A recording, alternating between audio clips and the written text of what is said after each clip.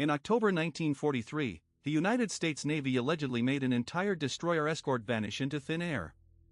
The USS Eldridge, a 1,240-ton warship with a full crew aboard, supposedly turned invisible, teleported 200 miles in an instant, and when it reappeared, sailors were fused into the metal of the ship. Limbs embedded in steel. Men screaming. Some never came back at all. The Navy says it never happened. But someone went to extraordinary lengths to make sure this story survived. This is the Philadelphia experiment. Here is where this story actually begins, not on a ship, but in a mailbox. In 1955, a man named Morris K. Jessup published a book called The Case for the UFO.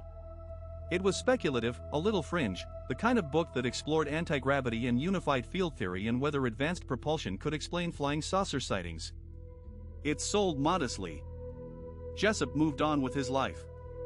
Then the letters started arriving.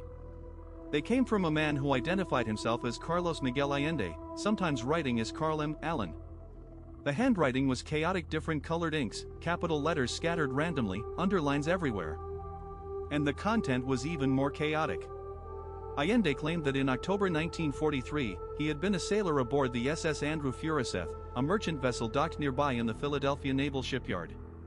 And from the deck of his ship, he said he watched the USS Eldridge become completely invisible. Not camouflaged. Not obscured by fog. Gone. Transparent. And then, according to Allende, the ship teleported to Norfolk, Virginia, appeared there for several minutes, and then reappeared back in Philadelphia. But the really disturbing part of his letters wasn't the invisibility. It was what happened to the crew. Allende described men who were stuck partially embedded in the bulkheads and decks of the ship. He described sailors who became invisible themselves and couldn't turn back. Men who went insane. Men who caught fire spontaneously. He wrote about it with the frantic energy of someone who had seen something that broke him. Jessup didn't know what to do with any of this. He tried to verify the claims. He couldn't. And here is where the story gets its first really strange turn.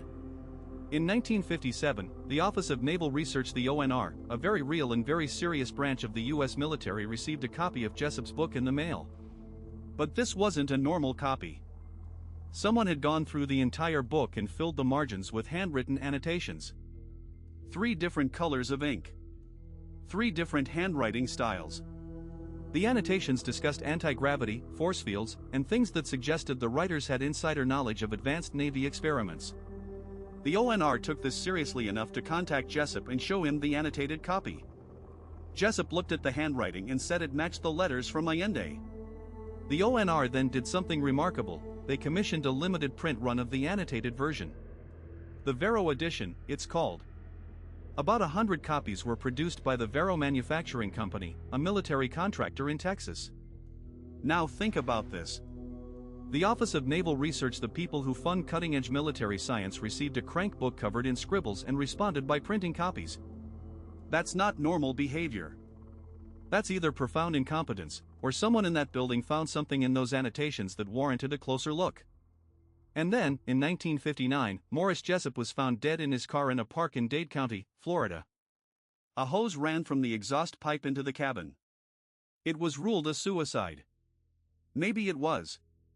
Jessup had been going through personal and financial difficulties. But the timing, combined with everything else, has fueled decades of suspicion. If you're already hooked and wondering how deep this goes, subscribe to Mind Trap.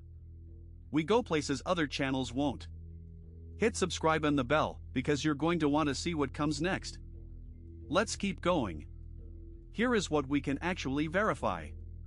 During World War II, the Navy absolutely was running experiments on ships in the Philadelphia Naval Shipyard. The project was called degaussing, and it was not secret, it was standard practice. German magnetic mines were devastating Allied shipping. These mines didn't need to make contact with the hull, they detected the magnetic signature of a ship passing overhead and detonated. Thousands of tons of shipping were